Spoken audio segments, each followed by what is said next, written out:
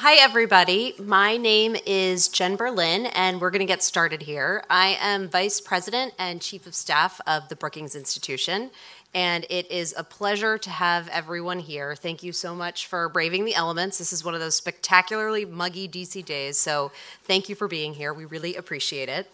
I am honored to kick off this Women in Civic Tech event, which marks the first collaboration for Brookings between one of our research programs and two of our professional networks, our Women's Impact Network and our Brookings Data Network. These two networks are largely made up of our junior staff who go above and beyond every single day with their energy, their enthusiasm, and their efforts to ensure that Brookings is a better and more productive place to work. So a huge thanks to them for putting on such a wonderful event, and of course to our Governance Studies program and Nicole for being here. In addition to our professional networks, Brookings scholars are also deeply invested in the simple premise that policymaking benefits exponentially from the inclusion of diverse voices.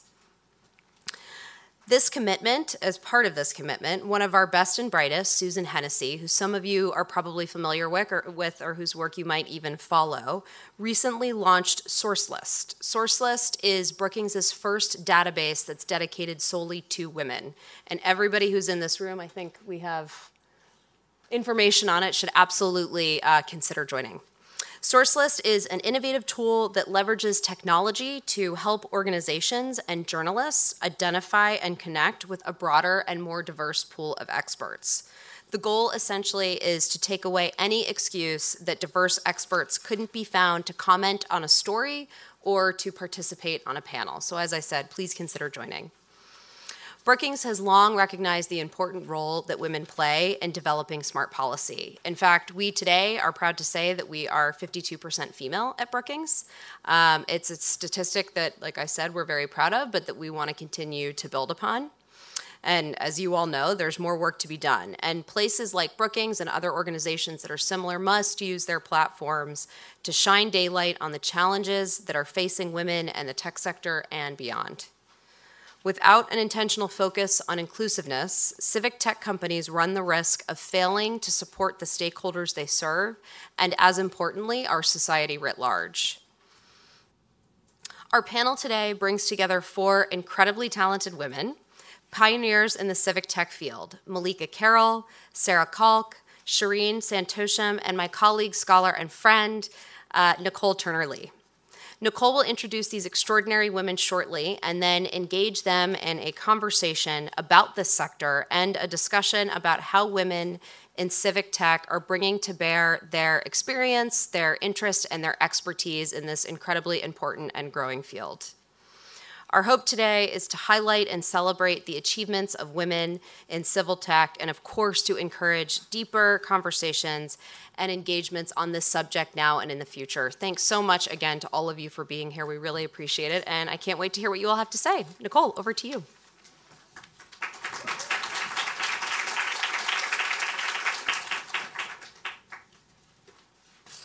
Thanks, Jen. Hi, everybody. Okay, I go to a Black Baptist church, and when the pastor says, everybody say hello and look at your neighbor, we say it with enthusiasm.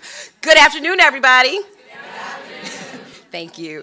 I just want to say thank you and follow up with what Jen said for coming to Brookings. This has been a great opportunity for us to sort of collaborate on this event. It's an area and space that we at Brookings want to get more into. I'm a fellow in the Center for Technology Innovation, where my portfolio basically encompasses regulatory and legislative policy when it comes to communications and technology, algorithms and automated decision-making, and the bias that sort of creeps in that makes it less cool when it comes to AI, as well as the digital divide. I have a book coming out hopefully next year that will encompass the digital divide. I have a long experience in public and civic technology because before I started at Brookings, I was a digital evangelist working in communities. And some of you know me, you know my long career of working with a group that was called One Economy to ensure that we actually, at that time it was called public interest technology, leverage civic tech in a way to empower governments, technologists, and citizens to be actively engaged. And that's sort of, before I introduce the panel, I want to sort of lay out this framework so we all understand the conversation that we're getting into and why it's so important that our affinity groups here at Brookings, the Women's Impact Network, the Brookings Network, our scholars like Metropolitan Program, as well as the Center for Technology Innovation, our executive office are committed to this. How many of you in this room leverage some type of technology throughout the course of a day? How many of you do it more than once in a day? I'm not going to give you numbers because some of you will be found out that you have a problem, right? But technology has clearly changed the way we live, learn, and earn in our society. And as it does more of that, what it is also engendering in communities is purpose, right? There's a public interest purpose for the outlay of technology. And civic tech is one of those areas where you actually see the collaboration and convergence of technologists, government officials, entrepreneurs, as well as citizens come together to sort of coalesce around issues that they care about. It builds better democracies in terms of the engagement of civic tech around issues of voting, which we'll hear from one of our panelists. It helps us to identify potholes and to actually spot them and to report them. My first engagement with civic tech was an application in Boston where people could actually report where a pothole was, and the city would actually come out and fix that. There was Code for America that came later that was all about getting young people who were working in fields to actually help cities understand how to apply technology among various functions. So civic tech has been out there for a very long time, but the key thing around technology is that it's always been used to solve a problem. And the conversation that we're going to have today is really about how are these leaders, particularly women, working in this space to solve problems. Taken together, and I wanted to share a couple of stats so that you all understand the importance of this conversation. Civic tech can help cities allocate resources better and more efficiently. Civic tech can provide data-driven evaluations of city programs and services and even apply it to contracting. Civic tech makes city planning more responsible and more efficient. Civic tech engages public accountability. Civic tech is probably what most of us, even if you live here in the district, want. We want to be closer to the services and products and deliverables of our cities. And that's a conversation we're going to have. The disruptor, and I'm very happy to have Malik on the panel, the disruptor in this whole case is that technology is sort of changing the format of traditional industries in ways that civic tech is becoming even better than it was when I was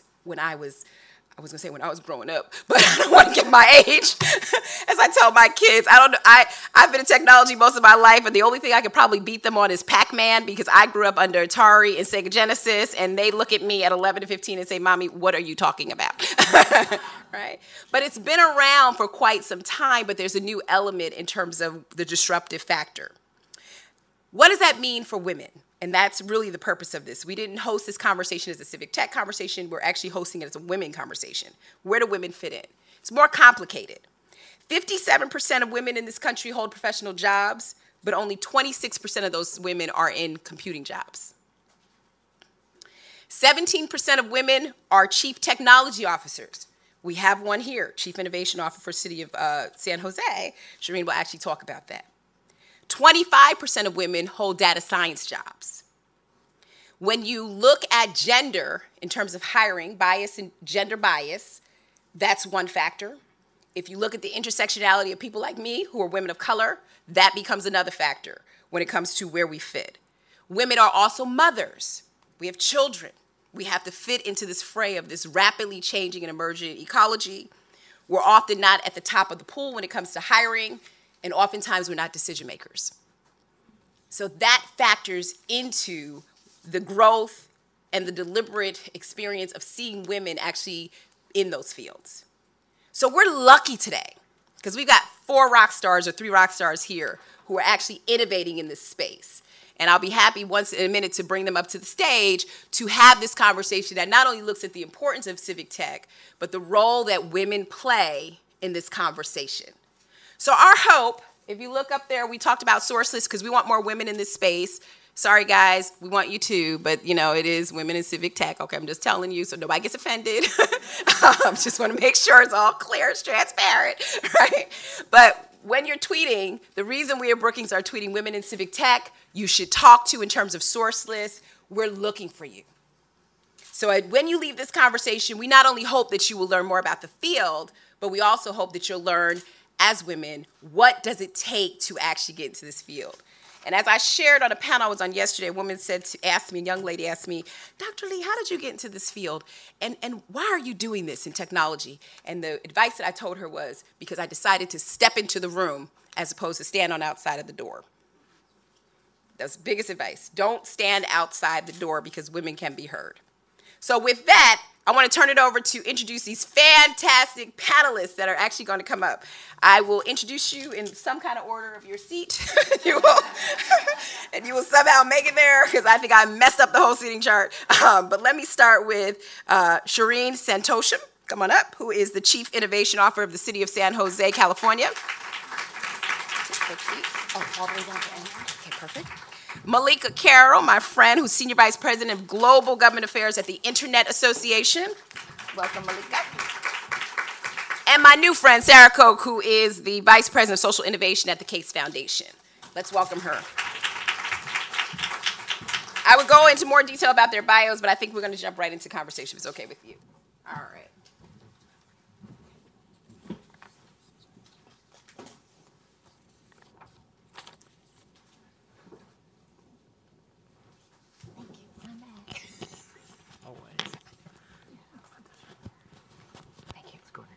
Yep, you got it.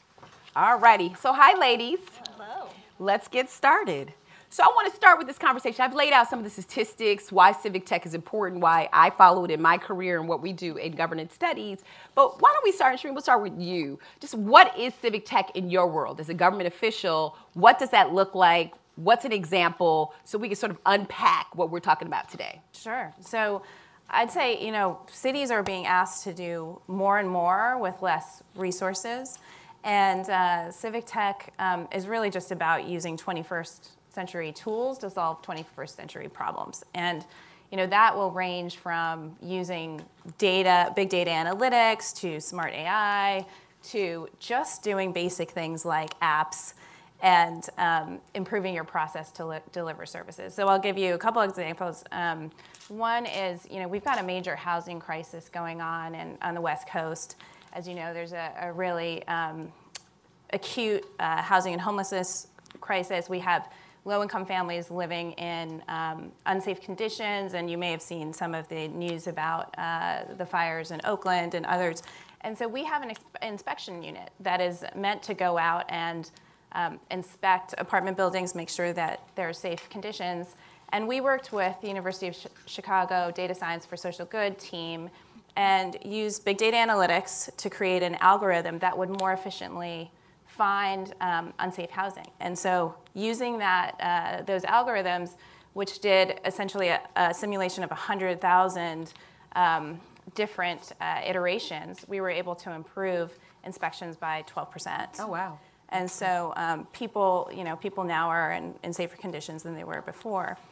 We also have an app. You know, we launched an app last year for service requests for everything from potholes to abandoned vehicles. We've already done over 100,000 requests through that app. And I also recently launched a beta product with Box. So Box is a tech company. And one of the challenges is engaging people in local civic tech and the conversation. And what it is it takes a video of our city council agenda. And normally, if you want to figure out what's happening at a meeting, you got to wade through a really old technology platform. It's in PDF. It's really hard to understand what's going on in your community. And what it does is it takes a video, it ingests it at a rate of about 2 minutes for every 1 minute of video, processes that video, and it smartly tags faces, voices, keywords, and you can literally search for, say, what is this council member's position on this issue this time? And so it radically improves the ability for citizens to engage in their government. Wow, that's really interesting. Okay, I just have to ask this. Do you have a tech background? Like, I didn't really look at your bio. Like, what's your education, so we at least know? Yeah, I did actually policy. I did international development, and I did my MBA, and then I worked in tech and telecoms. Okay, so you hear that, everybody. You don't necessarily have to be a computer scientist to do this stuff. I just had to put that out there, right? Very important. Malika, I want to come back to you after. Let's hear from Sarah, because I know you're actually working with the tech companies. I think it's important to sort of do this progression to get into your space. Yep. Sarah, can you jump in terms of what is Civic Tech to you, and why should we care about this? Yeah, Civic Tech, it's so fascinating when you all invited me here. Thank you, by the way, for having us. Is that, reading through this, I was like, this is the intersection of the three big things that the Case Foundation is working on right now. Because Civic Tech at its very heart is civic engagement, right? It is what we call citizens at the center. It is allowing people to participate in making their communities better. And that's incredibly powerful, to actually provide that inroad, to allow the citizens of San Jose to interact with how the city is being run. And it breaks down a lot of those walls, and using technology to make that more approachable is huge. But Civic Tech also can be a really important part of the impact investing space, which is another movement that we have at the foundation of trying to encourage investors to invest for both a financial return and a social return. And civic tech companies, they're for profits. They're out there, trying to make money, but also trying to improve their communities, and they see that as a double value, right? That they can do both, and to be able to pursue the business that they want while improving their communities. And then the important layer to add on to that is, the focus of why we're here today. And I so appreciate that you called out that this isn't a civic tech event. This is a women's event about women in civic tech, because we truly believe that for entrepreneurship to succeed, it has to be inclusive. And focusing on women and communities of color to say, you already have incredible entrepreneurs who are role models. They're just not getting on the cover of Entrepreneur and Fast Company, but they are out there, they are doing this. And to try to change some of those statistics of how the money is flowing to these communities. Because women only get 2% of venture capital. So even if they have these amazing civic tech ideas that are out there, we have to figure out ways to get them funded so they can make the world a better place, and they can help those communities be involved in how things are done. That's right. That's such a great point. Okay, so I'm going to run the education background question just so everybody get it out the way. Tech background or? No direct tech background. Sociology, which does help. Come on, girl. I'm a sociologist. When you're talking about how cities run, when you're talking about racism and sexism all day, let me just tell you, it seemed at the time like there was no application for this degree, but it totally works every day. I agree. I'm at Brookings. There's an application. Thank you. For sure. Highly encourage anyone with kids in college. Or in college themselves. But I did work for a tech startup. So I've worked in nonprofits and philanthropy and tech startups. And so seeing all of the different ways that different entities can impact this space, I think is really huge. Finding, just because you believe in social good doesn't mean you need to work for a nonprofit. Nonprofits are great, I work at one. But finding the right pathway to do social good is really what matters. Thank you. So Malika, Internet Association, I've known you since you were on the Capitol Hill. Yeah. Talk a little bit about why you care about civic tech and why your member companies do. Sure. So Internet Association represents over 40 the leading internet companies. And I think we think about the industry as enabling all of this civic engagement, right? And so you can think about the industry and the companies that we represent in sort of three ways in this conversation. One is a lot of them provide tools for government. They really they will build tools and services and sell them specifically to government to improve how government interacts with population. That's certainly one way or one involvement from the industry in this conversation. There's also a lot of use by individuals to communicate to the government on these platforms and tools over the internet, whether the government's invited that conversation or not. And I think there's an important role there for a lot of the companies we represent, where individuals have decided to use these tools to interact with government in a new way. And then lastly, I think you could think generally another kind of approach to this, and how a lot of our companies enable this civic engagement is person-to-person or group-to-group interaction. How do you find groups of affinity? How do you find groups with a common cause, a common view, which is really helpful, especially when you're talking about women in tech. How do we build communities to help each other grow, whether it's in this industry or an engagement or elsewhere? That's one of the ways to think about how our companies and the services they've built can enable this conversation. And obviously the point of view of how do we, what is a woman's perspective in this conversation is really important, because women see a lot of these conversations slightly differently, have different ideas for solutions. And so we want to make sure that women have a voice and that they know and they're comfortable using all of these tools to increase their voice in this engagement, right? And I think that's really important to all of us. Now, you know what I'm going to ask you, right? Background. Background. For those of you who have a political science degree, there's hope. And you know, when I started in the tech industry a very long time ago in the semiconductor business, I thought, my goodness, I need an engineering degree. I've got to go back to school.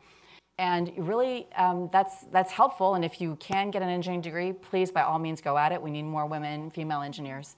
But I think the important thing of a lot of what we do in civic engagement is a great example. What people do, especially in Washington or in policy circles, is translate. How do we translate what an engineer wants to do, build, see, to a policy audience or a nonprofit audience or whatever? And so it's really important to be able to build that communication exchange, and that's a really important piece of civic engagement, right? How do we communicate our needs, our goals, our objectives? And so you don't need to become an engineer to become involved in tech or successful in tech. Right. And but also, again, if you do want to become an engineer, that's fantastic as well. Right. Thank you. Thank you, ladies. So I want to kind of shift then to this conversation, go like into the meat of unpacking a little bit more about civic tech. So, you know, we're watching now emerging technology sort of takes the forefront. Artificial intelligence, the stuff that I do on algorithms here at Brookings. President John Allen, my boss, Daryl West, we're really trying to take that on. And for many of the conversations that we're in, they've been groundbreaking, landscape altering. Where do you think the governance is going to be when it comes to civic tech? Is this going to be like an incremental shift in terms of the attention that it gets, or is it going to be something that might be landscape altering because as more people get online, they're sort of expecting, right, the technology to serve them in this manner? Just curious. And why don't we start with you, Shireen, since you're actually there? I mean, you talked about great applications. Yeah, so, you know, I feel like I'm in an incredibly lucky position because we are the largest city in Silicon Valley, so I have a front row seat to all of the great work that's happening by the companies represented by the Internet Association, all the startup community. And what I will say is that there's a really wide gap still between policymaking and the laws and where the technology is. And so there's a lot of work to do to catch up. And civic tech, I think, mostly has been incremental, but it needs to be more transformative. And you know, we certainly are working towards that in San Jose, but you know, the greater that gap grows, the more distrust you'll have between government and the population. And so, you know, really bridging that in a meaningful way is very, very important. I think that's a great point. There's an expectation, I think, if you can do something very simply that you do every day on a device, that you want to be able to do the same, have the same interaction with your government, and that's what will produce sort of a positive relationship with, especially local government, I think, are really seeing this quickly. I do think that from a revolutionary perspective or a transformational perspective, the opportunity is the same. If you think about how technology has transformed transportation, healthcare, financial services, every aspect of society and the economy, even politics, when you think about it, how some of these communications and tools and services have transformed our political debate. I think, obviously, the opportunity for transformation with government is huge.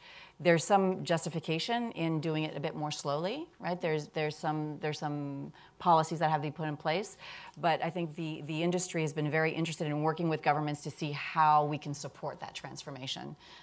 Because we see a lot of opportunities that are transferable from how does a big corporation do something, or even nonprofits are doing really well in leveraging these tools, and how can we transfer those learnings and those tools to government. Sarah? Yeah, you know, I think it's also an interesting question of what types of terminology matters and doesn't matter, right? Because there's a lot happening in the civic tech space that people who cling to, like, this is civic tech, we are doing civic tech, but there's a lot happening by people who, you know, I encounter who are absolutely running civic tech companies, but they're kind of like, oh, no, I'm just running a good business. You know, I'm just doing, you know, I saw an opportunity and I'm making that happen. And so I think some of that is becoming more comfortable with knowing that the tent is bigger than just those who are identifying in it, and figuring out how do we harness the incredible things that people are doing across the board, even if they're not self-identifying into this space. Well, it appears to me potholes is easy, right? When you actually, or potholes are easy to actually identify. Driver's license went online, you know, that was sort of a way to sort of engage technology. But we're actually seeing, like when you talk about algorithms, that are, helping to reduce or create more efficiencies and stuff like that. What are the roadblocks? Is it the adoption factor with civic tech, that citizens don't trust government enough, let alone 21st century tools? Or is it the fact that Silicon Valley is just much faster? I'm reflecting on healthcare.gov when President Obama had to call in Silicon Valley to help us figure out how to actually make this technology efficient, right? Yeah. It was backwards versus starting with technology companies to do that. Can you talk a little bit about that? I just want all you ladies to kind of respond. Yeah, I'd say, one part is that the potholes are part of the issue, meaning that the problems get framed. Do you want to spend money on fixing potholes or on this obscure technology piece that will, and so how you frame that conversation is really important. And one of the things I spend a lot of time doing is educating our city council, our staff, hosting sessions with industry so that people understand the tech itself. And I'll just give, one concrete example around, where we really need to be focusing, and that's around, in transportation, the most, revolutionary technology that's going to affect everyone across the board is autonomous vehicles. Right. And, we've got a lot of autonomous vehicles already running around our roadways because we're in California. But we really feel like if we don't shape the space and you just allow companies to just run wild, you're not going to really have the best outcome for the public. Meaning you might have single occupancy vehicles that make your roadways even more jammed than they are today. You'll have like ghost cars roaming. And so how does the government play a role in shaping the system to benefit everyone? And so we actually put out a request for information from companies that focused on safety, equity, incentivizing shared autonomous electric vehicles, and creating a more livable city. And so we're actually proactively working with the companies to shape that space. And we had overwhelming response. We had over 30 companies come to us. Wow. And most cities get maybe 2 or 4 companies, And so that's the kind of thinking and the dramatic mindset shift that I think we need. Is that the same thing, Sarah, in your work when you look at trying to create inclusive economies, that it comes with some kind of charismatic leadership to sort of drive this? Yeah, I think that the leaders matter, right? Because it's not enough just to put out really great research. I mean, I would love it if when I handed an investor a report that said you can make more money if you invest in diverse teams, that they would look at their portfolio and say, well, my goodness, I should really be investing differently. But it doesn't always work that way, right? It's not putting out all of the data in the world without the people behind it who can bring that to life and really bring a point home. You have to have that kind of balance of both of them. But you also can't rely just on a leader, right? Because if you put all of it on, this person is going to solve all of our problems, and then they're just a person, right? They can choose to go on any path in their career. So you have to find that balance of making sure that there's the right research, the right, programs and examples and role models that are exemplifying that, and then the right leaders that we can look to kind of guide the strategy. And Malika, with regards to Silicon Valley, I mean, do they get frustrated? Do you remember companies sort of get frustrated with government when it comes to these things? It's changed really quickly over the last, I'd say, 5 or 6 years. I feel like some local governments, some state governments, and some agencies here in Washington have been a bit more forward-leaning in using some of these tools. And as those experiences move forward and people get a level of comfort, agencies get a level of comfort at every level, then there's more interest in adopting some of these tools. But it's certainly, I think there's a lot of interest because, again, every government worker, whether they're at local, state, or federal level, uses these tools in their everyday life. I think everybody sees the opportunity. It's just making sure that there's a level of comfort around what the tools can do. And I think if the one thing has slowed down adoption, it's not a very sexy topic, but it's procurement, right? How governments buy tools and services is a very regulated environment, justifiably so, and those laws and regulations were created years ago when these tools didn't exist. And so there's a lot of just tactical, if I can call it that, work to do, which we work on, with every level of government to make sure that's addressed going forward. I mean, if I could actually stay on there. So when I was working at One Economy, which was this, small startup that wanted to change the world when it came to digital access, I was very young at the time, So yesterday. Yeah, right. I would say maybe 2 years ago. But we were trying to actually get cities to create these portals that would actually aggregate content into a walled garden so that people could go in and say, I want to access my school. I want to find out, what is a good after-school program. The procurement process was ridiculous. I mean, it was great because they were paying about $100,000 for a website at the time, and this is not the internet that we know today. These were very static internet. These are walled gardens. They were related to the AOL modem. It was around that period of time. But that procurement process really stopped, I think, some of the innovation back then. The procurement process and also policies around data. Yes, yes. You know, government at every level have tremendous data. Some of it which is confidential, Right. but some of it is not, or could be shared for research or for you know, development of new services and tools. And so there's a conversation at the federal level. Absolutely, my former boss, Senator Schatz, was working on legislation to try to make federal government data available to the public more easily. I think there's an important conversation to have around that, Right. As far as leveraging some of these tools as well. Right, and Shireen, I mean, working in the city, I mean, does this get in your way? I mean, how do you deal with those kinds of blockages that actually limit your ability to do all this cool stuff? Yeah, so procurement is a huge issue. We are very fortunate in San Jose to have something called a demonstration policy that was put in place about a decade ago by some forward-leaning leaders, and it allows us to test pre-commercial applications with private companies for a fixed period of time and not for, you know, monetary exchange, but it allows us to test new technology. And so we test a number of things, everything from, you know, autonomous vehicles, like I mentioned, to this AI platform, to others. And now this year we're going to be looking at further refining that policy, also looking at, you know, speedier procurements for IT. And we're hiring our first city's chief data officer. So, oh, wow. Yeah. That's like a new role, like Yes. chief privacy officer, chief innovation officer, now chief data officer. I want to talk a little bit about, Sarah, and bring you in the conversation then on the data side, right? Particularly because the Case Foundation, I think when you told me, you know, you're using Civic Tech to support democratic processes, right? Really looking at how it plays into elections and just people being aware of how they can get into the conversation. With citizens, you know, what it would be we've talked about government and potentially the partnership with companies. What about with citizens? You know, what's at the core of citizens not adopting Civic Tech?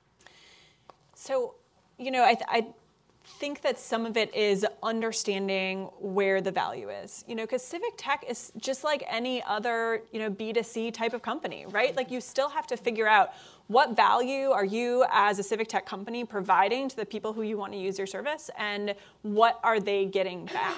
And so when you think about, you know, some of the really interesting new Civic Tech companies that I've seen are trying to increase voter engagement, right? Especially for young people, voter rates were down a little bit on the 2016 presidential election. So, you know, of course, young people tend to also look at entrepreneurship as an avenue. So there are all these people who are saying, okay, I've identified a problem. I want to create a technology solution to try to improve this, like figure out how I get my, you know, peer group better engaged on this. But you have to also have an educational piece, a culture change piece. Like there's so much more that comes into this because it's not just an everyday average part of people's lives. You almost need to train people to be civically minded while offering them a technology service that will help them to do that. You have to convince them that this is something that they should be participating in. So that puts an extra layer onto people when they're trying to think about things, but it still works within this business mindset. You know, there are all sorts of non-civic, impact or social enterprise companies that are started still convincing you that what they're doing is a good idea. You know, getting in a stranger's car wasn't anything that was normal for people before Uber and Lyft. Right. They had to Yeah, tell us about it, right? they had to convince people that this was a good idea. And so I think there's that same element of entrepreneurial thinking that comes into it, but we have to embrace that and still think of, you know, the people we want to engage as those consumers. You know, it's so true. Like my mother won't do certain things online. I'm like, you got to do it. You're not going to be able to get to the office. It's closed, okay? Like, you got to go online to do certain things, right? Yeah. But, you know, I guess for my research, I'm really concerned, though, about the people who don't have access, right? You know, Pew has really reported that there are about 11% of Americans who do not have access. They're disproportionate people of color. They're poor. They live in rural areas. They are foreign speaking. They're older Americans. You know, Civic Tech is great, but if you have moved to an online economy and not an inline economy, and you're sitting there at places that actually have closed signs, you can't use it, right? And there's a penalty now. 20 years ago, there wasn't a penalty for not doing stuff online. Now you're paying a surcharge. You know, how are we going to address with the Civic Tech movement, and then we'll go into questions about being a woman in this space, how do we deal with those disparities going forward? So I'll tell you that that's top of mind for us in San Jose. I mean, we're the largest city in Silicon Valley, and there's not great federal data, frankly, on this issue. So the 477 data from the FCC is by census block. So it doesn't tell you which neighborhoods in your community are really affected. And so we commissioned a project with Stanford University and went and it surveyed our low-income population. And it turned out that over half don't have broadband at home in the middle of Silicon Valley, at a time when 70% of homework is online. And so, now we couple that with, we really need broadband investment overall, and worked on the 5G issue quite a bit. And so worked at the FCC level. We actually decided that we didn't agree with the direction that was that the FCC Broadband Deployment Advisory Committee was going on, and so our mayor publicly resigned from that commission. And we went home and we did the work in our community. And actually yesterday we just signed deals with 3 telecommunications firms to deploy over 4,000 small cells in San Jose. It will be the largest deployment in the United States. Part of that money will go back into improving our processing and deployment approach so that companies can work more easily with us. And then the remaining, which is about $24 million, will go into a digital inclusion fund for our city. And that will allow us to work with our community leaders and really go into areas that the private sector has deemed not profitable for them and they haven't been able to solve in many years, and so that we can really tackle that issue in our community. And for those of you that are not aware, when we talk about small cells, if you were here yesterday, you heard it from FCC Commissioner Brendan Carr, but as we move into a 5G generation world, what's basically going to happen is we have to deploy these small cells to minimize the distance between broadband signals so that people can have better coverage. It's a wireless solution on that. Malika, what about, what are companies that you work with doing to sort of solve this divide? Absolutely. I mean, it was for the industry, both, from a business perspective, but also I think a lot of our companies feel a social mission on this issue, right? Ubiquitous broadband is necessary. It's necessary in the U.S., and it's necessary at a competitive price, an affordable price. And so different companies have different programs, whether they're through their foundations or even parts of their business to invest in broadband deployment. But I think this is a great opportunity and a necessary one for private-public partnerships. There are parts of the country outside of densely populated areas, obviously, that are really difficult to connect, and big rural parts of the country that are not easily accessible through some wireless solutions. You really need to wire some of these parts of the countries. And so I think the only solutions there, and it's an important part of the conversation again, if a lot of our engagement is going to move online, we need to make sure everybody has access. And if it's not, for some reason immediately possible at home, through our public institutions, libraries, and things like that. And so leveraging the federal funds that are there and the programs is really important. And can I just add one more point on what Malika was saying is, just because you have coverage doesn't mean you have access. I mean, what our surveys showed is that even the low-income populations said, we can't even afford $10 a month for these plans. And so if you're not getting, some kind of almost free service to folks, in some cases, you're not going to reach them. And so that's an important conversation. And then, the second thing is that 5G small cells are not really going to work in rural areas. And so small cells are not going to solve that issue, and we need to have substantive federal funding to think about digital infrastructure the way we think about roads. That's right. Yeah, absolutely. I also think, there's something interesting around the use of technology to solve the problems of people who don't have access to technology, right? Because the small cells, that's thinking about how do we leverage technology to bring more access, all of these different pieces.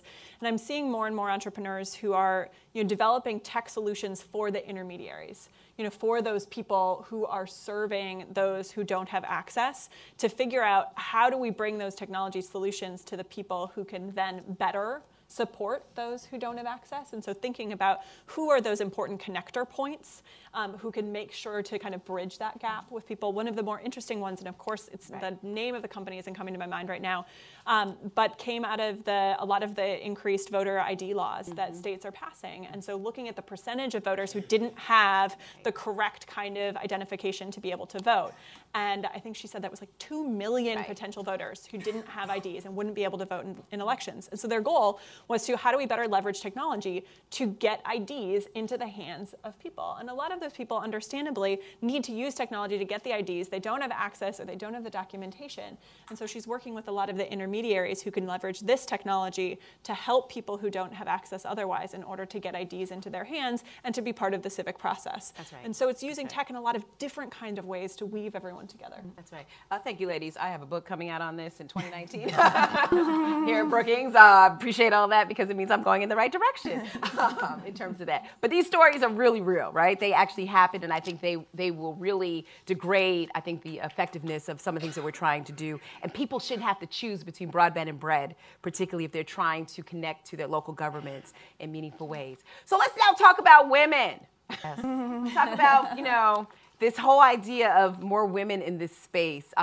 As I shared earlier, it's been hard being a woman. It was a hard career being an African-American woman in this space. When I first came to DC, even though I was doing tech advocacy on the ground, as I shared, I used to stand outside the room because no one looked like me. And now as a woman, I feel empowered because I think we bring different solutions to the table and we bring different insight. And now being a mother, that's all added on. So I want to talk a little bit about why is it important for women to be in this space, right? We've unpacked the problem and we've unpacked the opportunity, but why do we need more women? Why do we need more of you ladies up there and myself actually talking about this stuff?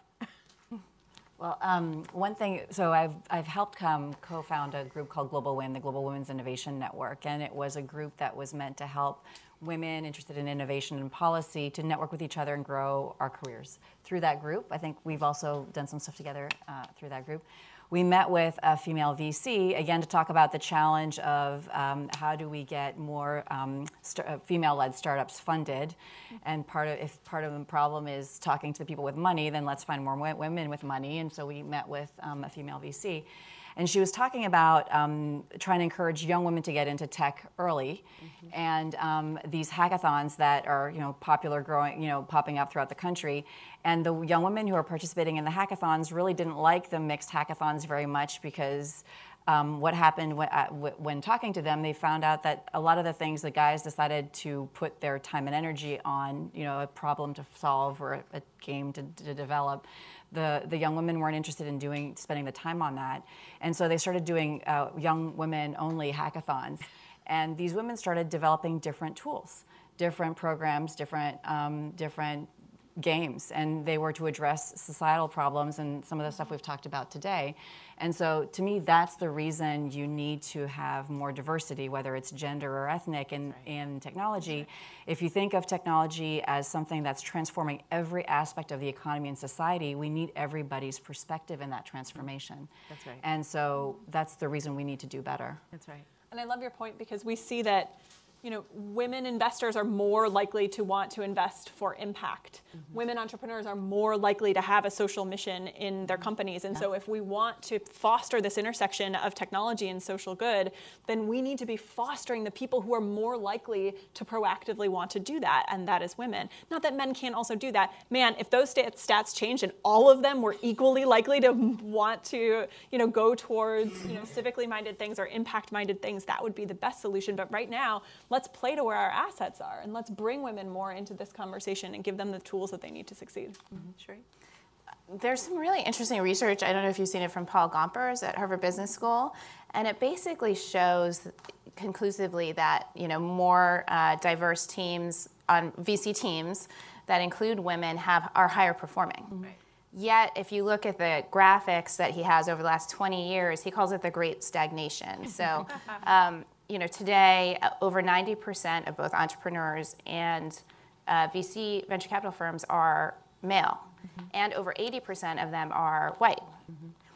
And those numbers have kind of stayed steady over like 20 years, where if you look at what has happened in the medical field and the legal field, you see women going like this.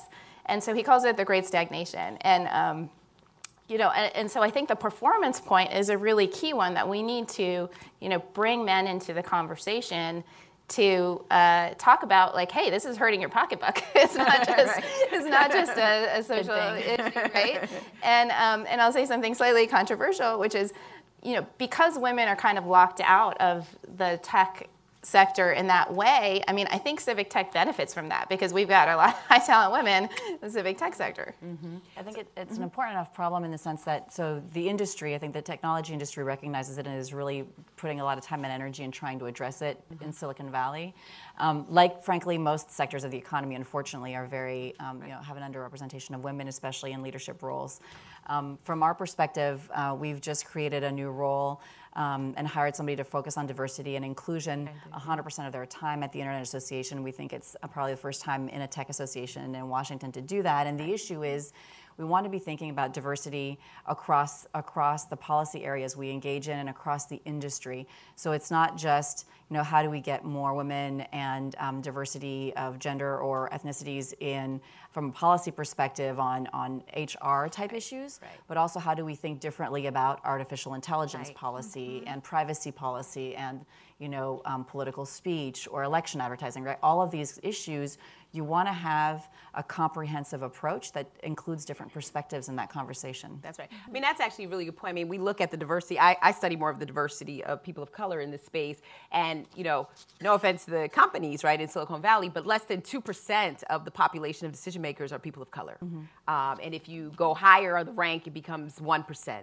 And those numbers have been pretty much stagnant. Google just put out their numbers, and it's basically stayed the same. And I think you all are right. The output of that and the work that I do is if you have less diverse workforces when it comes to people of color, you have bias that creeps in because people act out their unconscious bias or their familiarity around what the world should look like, and that shows up in the things that we do every day, right? And so there are countless examples from photoshopping. I give this example, photoshopping apps where the people are not diverse in terms of people of color, and darker toned folks get lighter and they get their bone structure changes simply because no one told them that people of color don't all look the same, right? Like everybody else.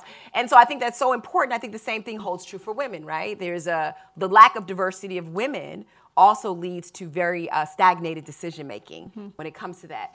There's two questions, a part A and part B. My daughter is 11. When she wanted to take robotics at school and she showed up in the class, she was one girl out of all these boys. And she came back and she said, "Mommy, I'm not doing this class." And I was like, "Go do it." She's like, "I'm not." I'm the only girl. I don't want to do it, right? That's a problem because she was at that time 8, right? Does it start with the pipeline? Do girls have to be trained that they can actually become the hidden figure that many people thought they weren't going to be? So I think absolutely yes. And we've had a lot of conversations about kind of the next generation of aspiring entrepreneurs and how do we make sure that we equip them with the skills that they need, with the perceptions that they need. But we also want to make sure that we don't forget about the people who are there right now, right? Of how do you balance building the pipeline and knowing that in 10 years they could build the next incredible company with the people who really need that support right now. And I think that that's a little bit of a multi-layered strategy. But one thing that we try to do to make sure that we're hitting everyone is the value of storytelling and culture change. Because if we keep putting up every example of a successful entrepreneur right now is a white man in Silicon Valley, then we're going to think that those are the only people who can be successful. So we need more stories of women. We need more stories of people of color. We need more stories of people who are outside of California, New York, and Massachusetts who are building these companies because we know that they exist. So can I do a shameless plug? Yeah, go ahead. Okay. I've already done a few, so it's okay. Perfect. I'm not sure if you heard she's writing a book. So I'm not sure if you've heard. We have a Medium publication called Faces of Founders at facesoffounders.org where we're trying to put up more stories of successful entrepreneurs and people who are building businesses right now, regardless of their race, place, and gender.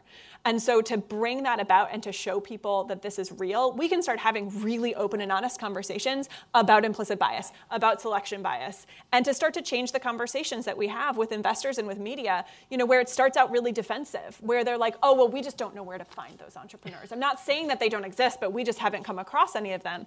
And to be able to provide a resource to say, well, we have 40 of them here. That might still not be exactly what you're looking for, but can we use this as a starting point to figure out what else that you might need in your pipeline and where else you might need access to learn more about entrepreneurs that are happening there? That's really changed things. So hopefully that affects the entrepreneurs today, but also can be examples for people like your daughter to start to see people for the next 10 years who look exactly like her, who are building incredible businesses and changing the world. You know, I made her take the class anyway, right? So, you know, it was non-negotiable. She had to go. Where can we find that report? It's on the case. So facesoffounders.org. Okay, perfect. Thank you. Pipeline issue, and then I want to get into part B is none of us up here are tech people except Malika. So I want to talk about that next in terms of that. But pipeline? Yeah, I mean, I largely think the pipeline issue is a little bit of a cop-out, to be honest. I mean, there's a lot of people in tech who are not engineers. There's a lot of roles in tech, and so why are we still seeing these numbers? And there's an implicit bias there. And one of the interesting things about the research I mentioned from Paul Grumpers was that, you know, what was the determinant of whether a VC firm was diverse or not was whether a senior partner at that VC firm had a daughter. And so this stuff goes deep, right? And I think there's something we have to do about reflecting on our entire society around our implicit bias in order to make this pipeline happen. And it certainly takes, the work that the Case Foundation is doing is so important because it creates that spark, right, in people. And I think that spark is really important. And I think the thing that's important throughout, whether it's for your daughter when she's 11 or for women throughout their career after that, and whether they're engineering or not, is a support network, right? Whether it's self-created or something that you can join. And again, I think your daughter, if all of her girlfriends were saying, go do it, who cares, right? You can do this, you know, and you'll be the only girl in the class full of boys. Awesome, right? I think if you're taking these risks professionally or personally, it's a lot easier when you've got a really good network of women supporting you wherever that network comes from. And I know Brookings has these networks within it, and I think more organizations are developing them. Right. And I think that's an important part of it. And there's some for young women as well. But Malika, I haven't worked on the Hill. And I want everybody, if you have a question, please begin thinking about your question. We did get news that the senator will not be able to, Congresswoman, won't be able to join us because they went into the second wave of votes. Right. Unfortunately, that happens. We know we're in Washington, D.C. We want them to do laws. We want them to vote, right? We want them to vote before recess. There's a whole lot of stuff happening down the street, you know, and it's important that she stay there. But I was going to say that leaves a lot more time for Q&A, and I have a couple more questions for our esteemed panel. And after that, I'll actually open it up. So please start getting your questions ready. The other question I have then is on the unpacking of policy, right? I know Senator Schumer has come up with the support of the Rooney Rule. Your former boss, Senator Schatz, has actually also talked about, you know, having that in place so that there's more diversity in hiring. Is this something in terms of policy play that we should be thinking of? You know, I think every company's got to make that decision based on, frankly, and from our perspective, their corporate structure. A lot of the smaller companies are restricted in their board composition because of their structure when they're not public yet. You know, several of our companies have decided to come out in support of the Rooney Rule.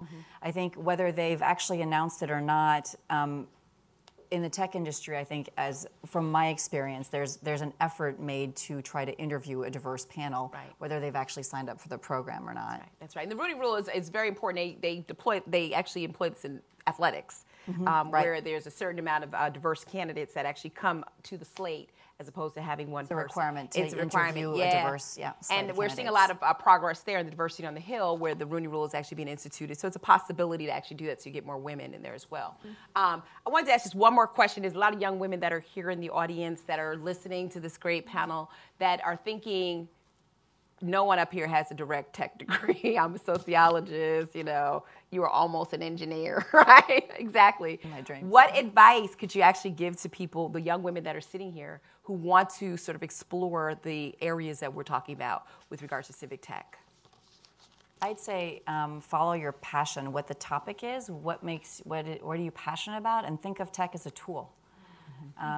So don't worry about being an engineer or coding, although again, that would be great if that's your passion. But what is your passion? What is the thing you want to solve, fix, address, improve? And how can you use the tech tools to help you get there, is what I'd recommend. I'm going to build off something that Shireen said earlier, that there are a lot of founders out there who are not technologists. And the ability to surround yourself with the tools that you need, whether that's finding a technologist co-founder or someone else who can bring that expertise. Even if there's a founder who is a technologist, they're probably not an expert in marketing and communications or, customer acquisition. And so they find the people who are good at that. Technology is one piece of the puzzle. So find your partners in this who believe in the same mission that you want. Don't negotiate mission, just negotiate skills. Yeah, I completely agree. I mean, I think the main problem for any sort of entrepreneurial person is figuring out where they can deliver value. Like, what is that problem you're solving? What is that pain point? And if you can identify that, you can then figure out what skills you need, and you can always hire tech skills. That's right. And I would say for myself, I'm a sociologist by training, only know sociology. I started in the tech space, honestly, working with One Economy in a nonprofit just because I wanted to give back. And that's led to me testifying before Congress on several issues related to tech policy without the direct skill set of being an engineer or a technologist. The area that I want to echo my colleagues here is just have passion. If my passion is around making sure there's equitable access for all. And that passion is what drives my ability to want to stay engaged in this debate. And as I said, don't stay outside the room because you're not going to hear the conversation. Get in the game, get in the conversation, and sometimes just fake it till you make it. For women, is it gets you very far until somebody realizes that you really don't know that policy, and then you go to the internet or you read a book, and then you say, I do know it, okay? Because that's something that we women do know how to do is multitask, okay? Just want to put that out there. One other thing before we go to audience questions, Brookings is a think tank. I'd like to ask all the ladies, are there places that think tanks like Brookings can actually engage the civic tech space? We're doing a lot of cool stuff here in our Metro program, our governance studies program, our source list, which is actually trying to identify women who can be asked to serve as experts and panelists and moderators. So if you haven't really got the message from Jen, Sources is a place where you become visible. And that's really important to our mission here at Brookings. Other ways that we could sort of engage the civic tech space in terms of being a think tank? I think you're a great convener, a safe convener, in the sense that it's a great place to be able to bring in public-private discussion around topics, some that are easy, some that are harder. And so it's a very good place to have a conversation from different perspectives. Yeah. I think shining light on the issues through convening is great. I also think being a source of truth. Yes. I mean, we live in a world right now where data and facts seem to be a little bit more flexible than we would like. And, having really good information. Because, right now, for me, on the digital divide issue, if I hear, one more person say a 5G small cell is going to solve the rural digital divide issue. Should have been here yesterday. Just watch the tape. I mean, it's just simply not true. And being a source of fact and truth is really important.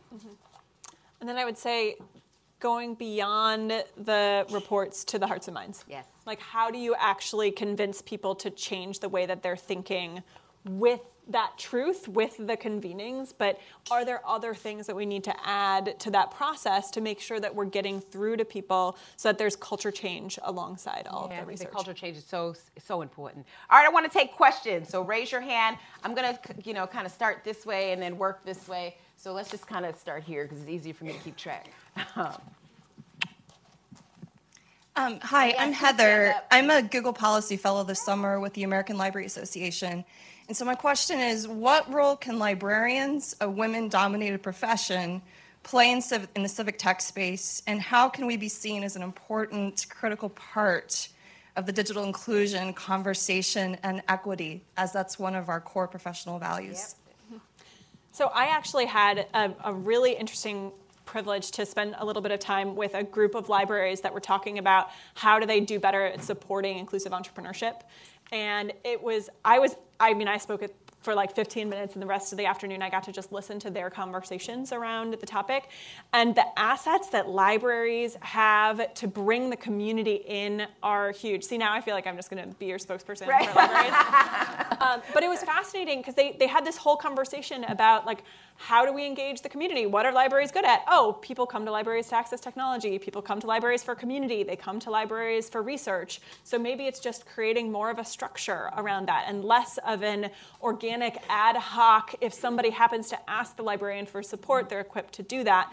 How do we put some guardrails around it so that people know that libraries are a place for that, that there are ways for them to, proactively get that support instead of waiting for people to come and ask. That's right. They're part of the community infrastructure of the digital economy, and so that's really important.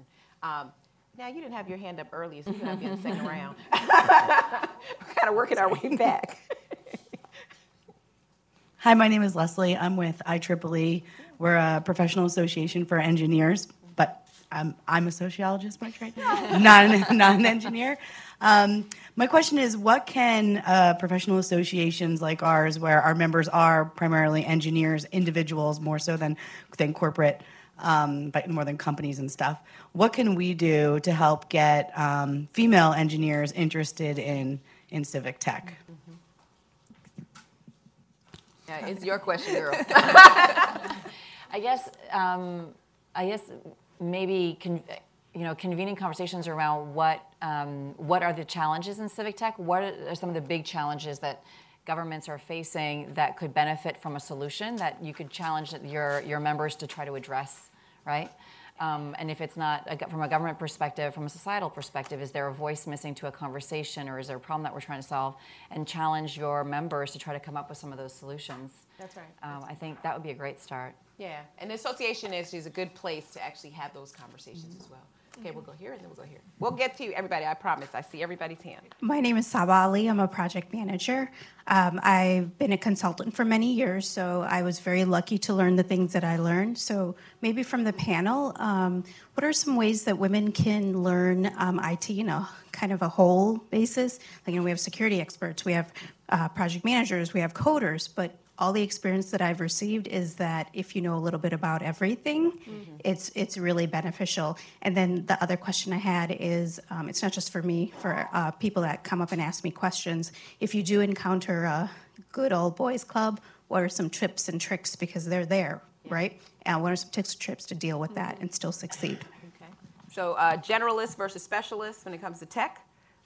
Maybe Shereen, you can answer that one. Sure. I think it depends on your personal inclination. Like, I'm more of a generalist. I like learning about lots of different things and playing the translator role, and that can be really effective. Other people like to go deep. People talk about in tech a lot now T-shaped skills, so they want folks who have like deep experience in one area, but also have sort of managerial and cross-cutting skills. And that's what's most attractive, I think, in the long term for the pipeline. In terms of the good old boys club, I'd say, one is know your stuff and be confident about it. One of the tactics is to question you more than they would question male colleagues. And so, not to sort of back down or get intimidated by that process.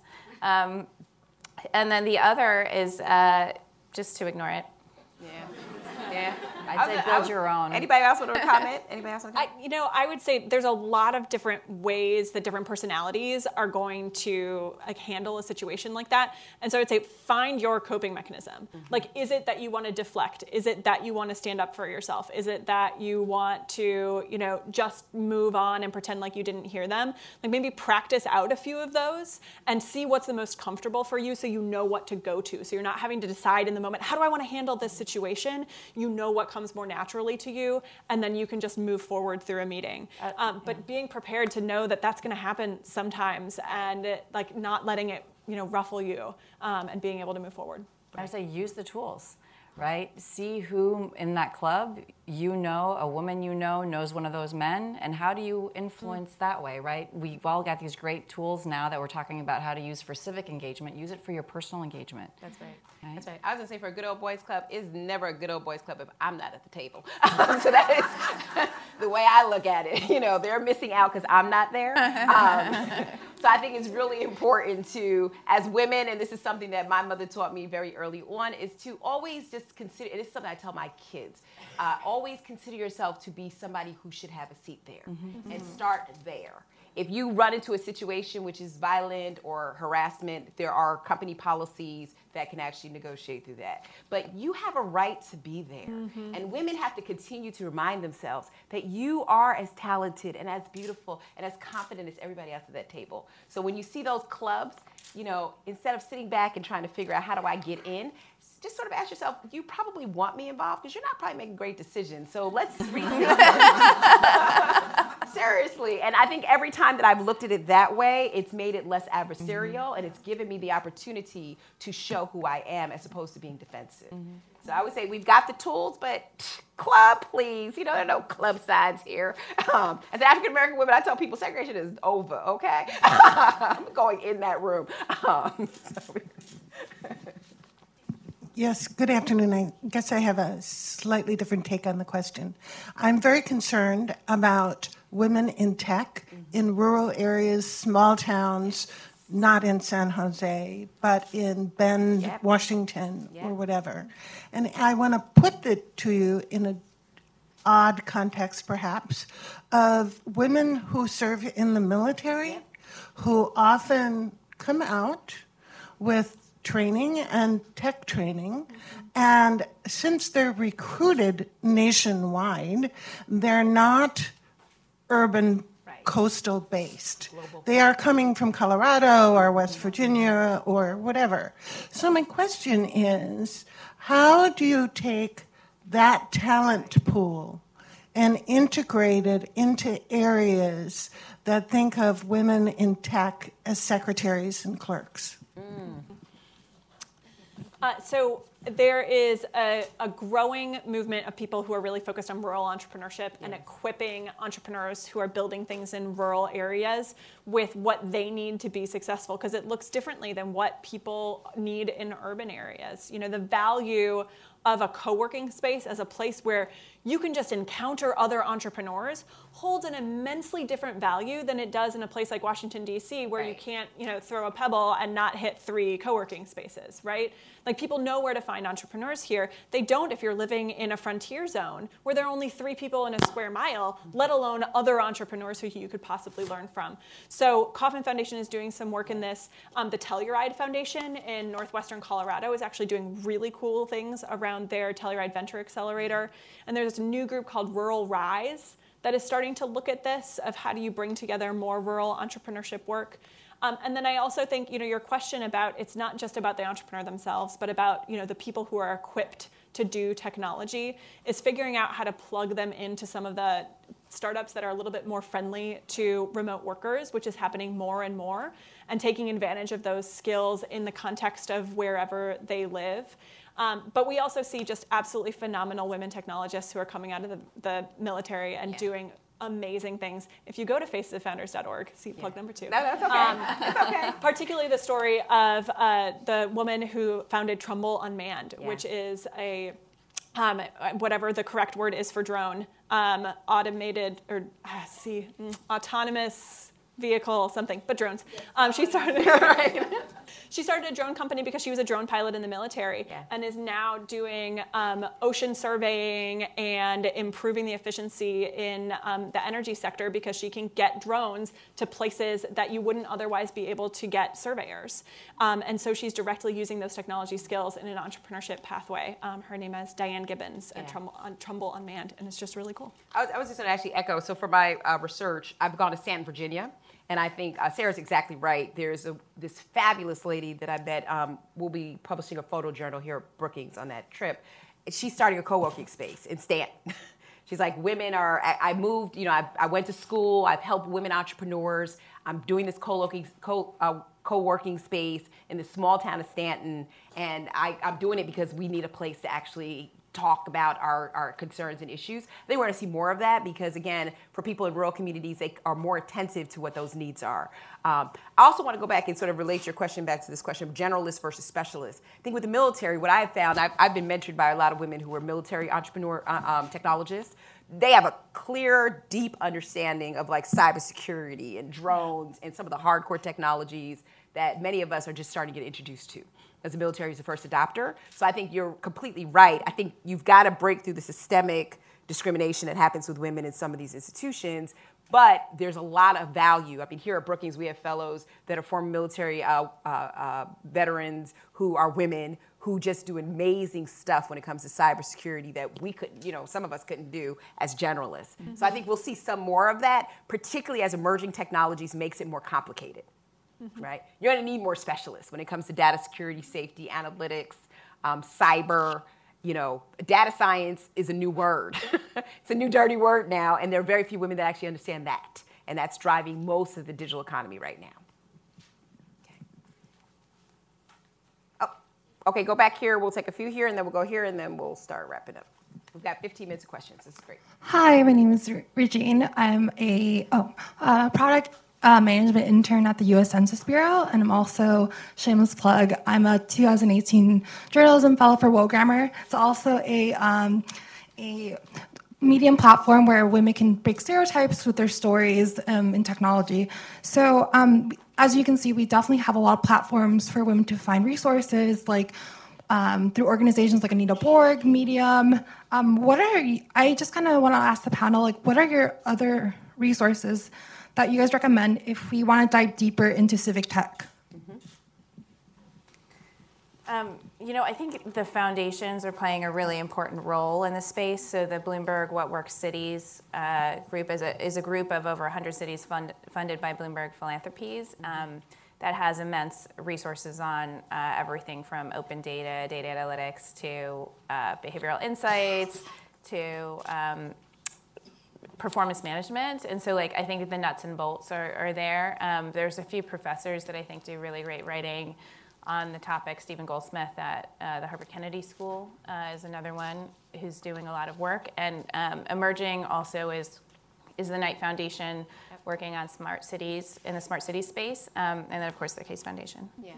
So we've got a nice list of people. From a business perspective, if you're interested in seeing what some of the companies are doing to, like, the tools that they're producing for government, if you just look at any of the companies and do a /public sector, you'll find, demos of what they've done with local governments, state governments, federal government, by agency, by topic. And so if that's of interest, that a lot of the companies have that too. Okay. So we're gonna do like a popcorn round so I can at least get to a few questions before we end. So Karen, you got this, because I can't see far because I don't have my glasses on. Hi, my name is Wan Meng, and I'm an intern at National LGBT Chamber of Commerce. So my question is, how can civic tech or broader technology can make the society more inclusive for LGBT community? Thank you. I'll provide a resource. There's a group called Start Out that we have recently been talking to, and they are focused on supporting LGBTQ entrepreneurs and thinking about how you build a community that can provide those same kind of peer-to-peer connections that we see that other communities need. So I've been really encouraged by the number of organizations that are growing up, whether it's supporting women, people of color, LGBTQ community, to make sure that everyone feels like they have role models and connections to be successful. That's right. In Stanford, Virginia, actually, one of the groups that I actually visited is LGBT Technology Partnership, and they're actually working on portals or applications that help homeless LGBT youth that live in rural communities. So we're actually seeing a lot of organizations who are leveraging the civic tech and public interest space to create safe spaces, both online and offline. Okay. Next question. Hi, my name's Four. I work for myself. Put your mic. You want me to use this? All right. Yeah. My name's Four. I work for myself, helping companies be more human, and I mentor startups and people who want to change careers, teach at General Assembly. So two things. I've lived in rural Northeast for 15 years, and I completely disagree with your assessment of rural opportunities. There's no risk capital. There's no market. You go to a co-working space and there are 3 people. I just say leave those places, frankly. My question is, when we talk about tech, do we mean high growth companies or do we mean using computers? Because those are 2 very different things. And it's not clear to me whether you want to talk about a world in which we use computers more and more, or a world in which people start more and more companies. Right. So I'll chime in after. Thank you. The only thing I would say is a clarification on I'm seeing more activity in the rural space. I don't think people have solved it. And I think there are still a lot of concerns, especially as it comes to the flow of capital when there's only 25% to spread around states outside of New York, Massachusetts, and New York. And then you think about drilling down to rural communities. Like that is a huge problem and there's a lot of work to be done. That's right. So I think on the area of rural opportunity, so I think that you're right in terms of rural broadband access, but that does not diminish the fact that there's rural broadband activity. So my recent trip to Stanton, I'll just give you a perfect example, which you all will see in this blog, even though Main Street America doesn't have a gigabyte coming into the community, they're still using Foursquare cash registers, right? They're still leveraging ways to take Main Street America and globally export. Those are not necessarily the high-tech industries you want to see, but I'll take you to a recent visit to Lincoln, Nebraska, right, where we're actually seeing smaller tech companies wire up cattle farms. There's a big cattle farm outside of Lincoln, Nebraska, about three hours, where small companies actually bring fiber so companies can actually engage in agribusiness, et cetera, to actually help that. The example I gave yesterday why 5G is particularly important in rural areas, a guy shared from the Farm Bureau, a farmer may have $1 million John Deere tractor that can actually do all this great stuff in terms of productivity, et cetera. Without broadband access, it's just still a tractor. And so the question becomes, we do have to settle the rural debate when it comes to high capital intensive investments, expediting, accelerating the farming industry. But what's really neat about it, I think it goes back to this original question, we are seeing people start to respond. That co-working space in Stanton, she said, even if I get 3, I made a difference of 3 women that actually could come in here and start something different and still love living in rural America. So I completely agree with you. And I think the policies are changing. We're actually seeing more investment go to rural America. And we'll see. We'll see in a couple of years whether or not that investment from government combined with private sector capital is actually going to change the way that we're actually seeing connectivity come forth. So great questions. But yeah, there's a lot of activity that I think that we're going to start uncovering. Okay. No, go ahead. I know. Let me get to this side of the room. My name's Camille, and I'm a computer scientist. And I think we talked briefly about it, but I was wondering, getting women into tech is important, but then 70% of women who start in tech leave within 10 years. Mm-hmm. So then, how do we keep women in civic or just tech in general? Mm-hmm. Jareen, you want to? Yeah, I think this is where we see that really deep discrimination that happens to women and the challenges that they face. And so making environments more hospitable for women to work there is really important. And I think the conversation finally with the Me Too movement is opening up on a sort of national level that we really need to dig deep. And I don't think there's an easy answer right now. It's great to see the companies stepping up and trying to do more. But there's certainly a long way to go. And I just say to you, keep at it. We need you. We're really excited to have you in that space. Okay. 2 more questions. I'll go on, give some love to this side. Then we'll, let's hear from this other gentleman. Let's give some airtime. Yeah, go ahead. So we've got 2 of these gentlemen that we've heard from. My name's John. I'm a current graduate student. A few of my colleagues at my undergraduate institution created a group called STEM Stands for Women. And all the stats you guys are saying are absolutely correct. And it's very new. What we're working on is getting that pipeline going from a very young age so that there's going to be a higher involvement down the road. It includes workshops, what we call seminars, like TED Talk series for, I know, super corny, but TED Talk series for parents on how to help their children become more involved. We just held a pilot event and worked with 9 students. They said they're all going to come back. We're trying to expand. What advice would you have moving forward with that so that we can make it grow, make it more impactful and productive? Yeah. I love the term seminars. I know you think it's corny, but that totally works. Yeah, it worked for all of us. We were like, ooh. So I think, in terms of scaling, this is, almost like scaling anything. Figure out how to hone your model and experiment where you are currently, right? Play around with a few different things. How do you make it as good as you possibly can there? And feel free to experiment and fail because it's in a safer space, right? It's where it started. And then look at where are the first few easy places for you to go. Is that school part of a particular network or conference, Can you access a particular state system so you can take it out to a few of those different places? And places who have the same values as you, who are part of the same networks, are going to understand what you're trying to do faster and create, kind of justification for yourself. I'd also say look at what partnerships are available once you've found that thing that works really well, who you could partner with to really scale. There's a bunch of groups who target who try to help young girls be interested in and stay with STEM. And so look at how you can leverage your ideas and partner with somebody to scale it. Mm-hmm. And find a great board of directors, right? Advisors. That's right. One more question. Okay, so this is what I'm going to do because I like equity. I know I'm a woman. This is what I'm going to ask you to do. I want you to, because you've had your hand up for a while. Karen, can we just do this? I want everybody just to give your question.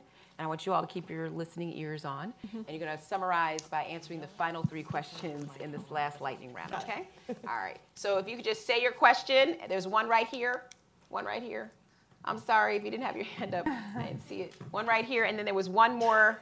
Okay, you all going to have to duke it out. One right here. Rock, paper, scissors.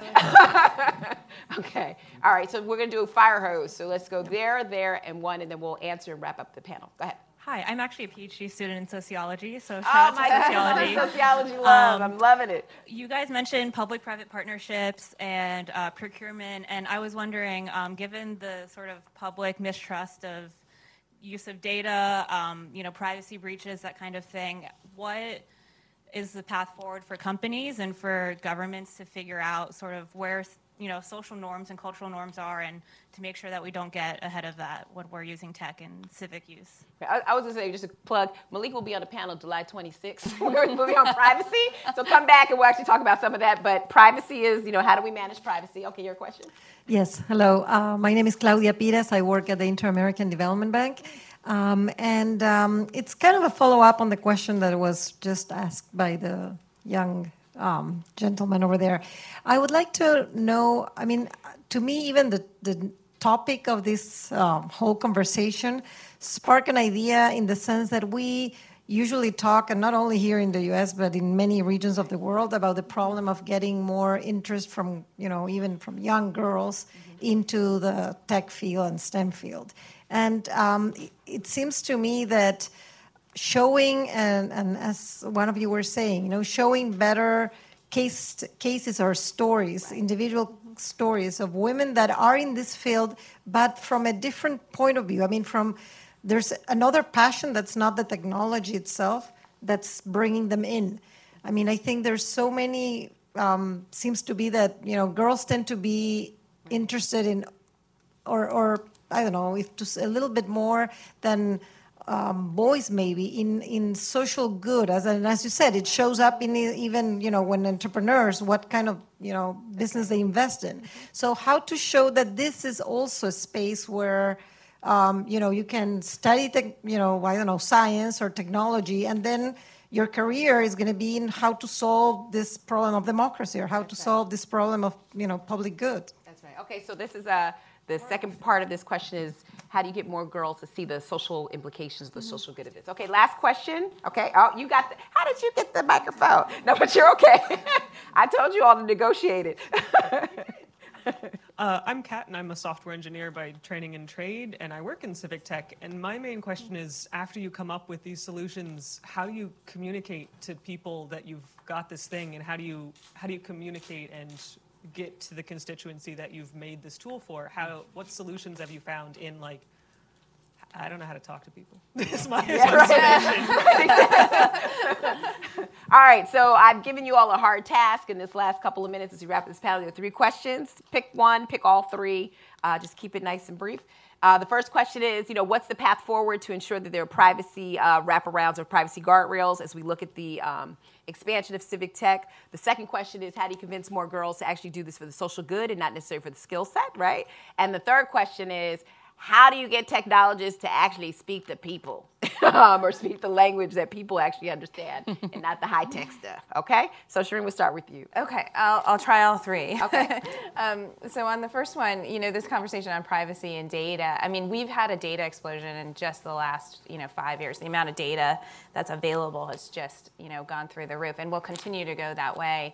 And so the conversation between what data should be private and commercial use and what should be in the public realm, right now is very bifurcated, and over time I think those will actually evolve because cities need private data for planning purposes, for public good, and private companies can benefit from a lot of the data that cities have. So I think there'll be a natural evolution there, and the privacy conversation will come with that. And the second point of girls getting interested in tech for good, I'll sort of flip that a little bit, which is to say the jobs of tomorrow are almost all going to require some level of knowledge of tech.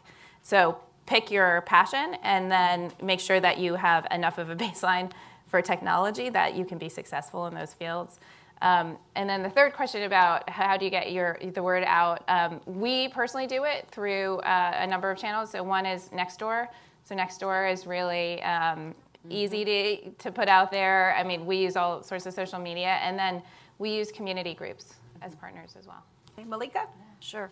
So on the privacy conversation, I agree. I think there's going to be, there's got to continue to be a conversation between the private sector, between the public and government around privacy, and right now there's sort of a government data conversation and a consumer data conversation, and those have to merge at some point, or the conversation has to be comprehensive.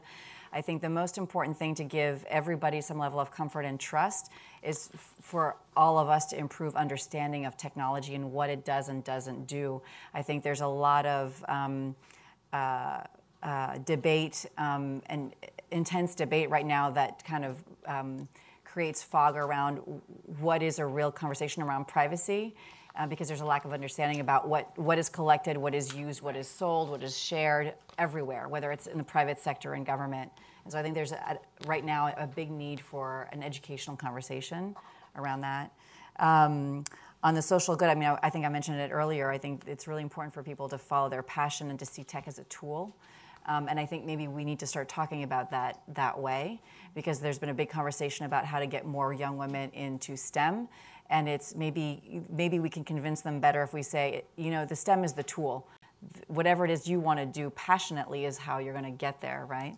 And on, you know, how do you get your great idea out there? We're talking about this in the sense of maybe career opportunities for women who are not engineers, but maybe your opportunities to partner with another cool woman who's great at communications. Sarah? So I will leave it just at the third question for the sake of time, and because you guys already answered basically all of the important things to say. But I think, you know, you are exactly right. Find the people who need to be on your team to be great communicators. I would also look at who is your audience, like who do you actually want to be using the tool and who do they listen to, right? Because if you can find the right partners who will help to get the word out for you, then you have people who are supporting you, who are alongside you, and who are helping you to do the work. And so the more that you can build that team, whether it's actual employees or partner organizations who help you to be successful, they can fill in some of those gaps for you. Okay. So I wanted to say thank you to the panel for actually participating. Let's give them a round of applause. Thanks for watching. Be sure to like and subscribe for more videos from Brookings.